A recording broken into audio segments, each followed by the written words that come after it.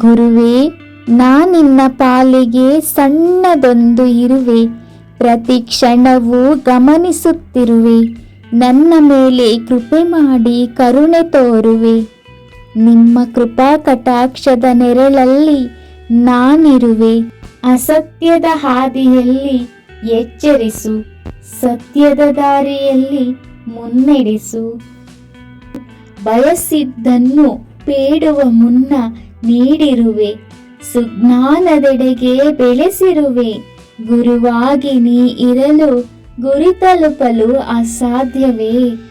ನನ್ನವರು ಇರಲಿ ಇಲ್ಲದಿರಲಿ, ನನ್ನೆಡೆಗೆ ಅನಂತ ಕಾಲದಿಂದ ನೀ ನಿಂತಿರುವೆ.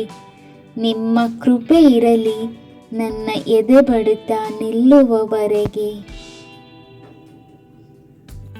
ಜೈ ಶ್ರೀ ಕೃಷ್ಣ.